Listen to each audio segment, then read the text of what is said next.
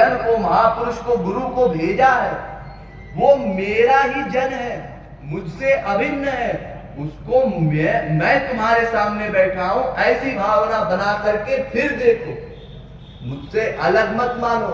और फिर देखिए भगवान के पास 8 शक्तियां होती, 8 पावर होती है। वेद कहता है अभत पापमा विजरो मृत्युर्विशोको वृजिघत्सो पिपासा सत्य कामा सत्य संकल्पा। छांदोग्योपनिषद के 8वें छंद के पहले अध्याय का 5वां मंत्र। ये 8 शक्तियां हैं भगवान की, और जब कोई जीव भगवत प्राप्ति करता है तो उसको भगवान ये 8 शक्तियां दे देते, तब वो जीव भगवान के बराबर हो गया। और इसीलिए वेद व्यास जी फिर कहते हैं कि संसार में जितनी आराधनाएं होती हैं, आराधना नाम सर्वेशाम विष्णुर आराधनम परम तस्मात् परतरम देवी तदीया नाम समर्चनम। पद्म पुराण और चैतन्य चरितामृत के मध्या लीला के 11वें अध्याय का 31वां श्लोक।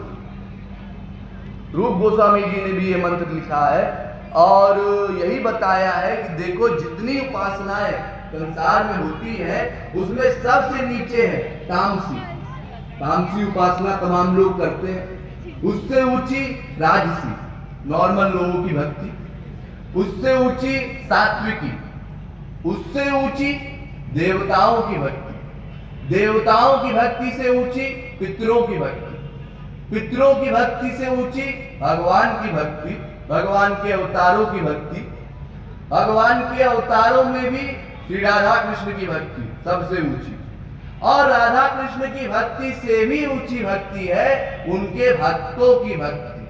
भगवान अपने भक्त की भक्ति से जितना अधिक प्रसन्न होते हैं उतना तो अपनी भक्ति करने पर भी प्रसन्न नहीं होते।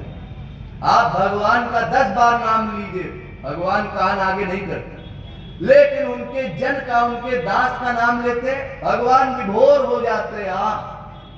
ये हमारे दास का, हमारे प्रेमी का, हमारे जन का नाम ले रहा है, विभोर हो जाते हैं भगवान। आपने 100 गुना भगवान की भक्ति कर ली है, भगवान मान लेते हैं। इसीलिए भगवान ने आदेश दिया है मद भक्त पूजा धरिका अस्तु। या तो हम लोग भगवान और गुरु को एक मान करके, दोनों को समान मान करके दोनों की भक्ति करें।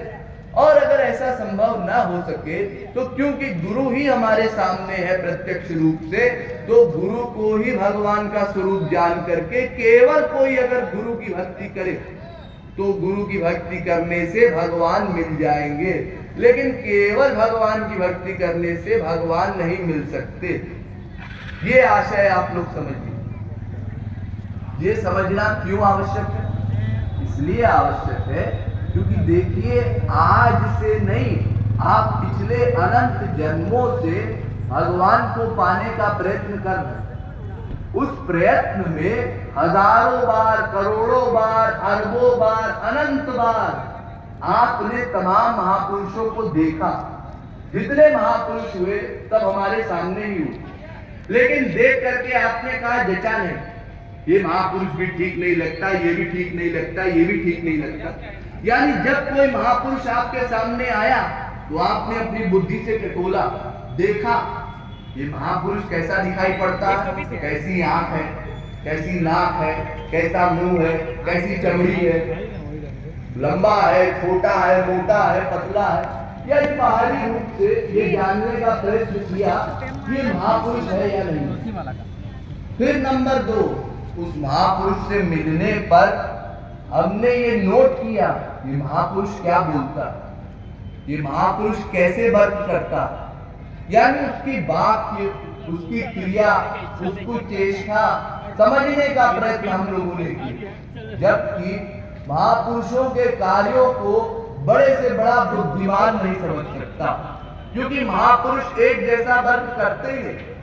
कभी तो वो महापुरुष ठीक ठीक वर्क करते हैं, क्वचित शिष्टा सभ्य बन जाते हैं। जैसे रामावतार में आप लोग देखते हैं भगवान राम का जितना कार्य है सब मर्यादित, कोई भी व्यक्ति है डाउट नहीं कर सकता भगवान राम ने ये क्यों किया, भगवान राम ने ये क्यों किया। लेकिन कृष्णा अवतार में सब टेढ़ा मेढ़ा काम,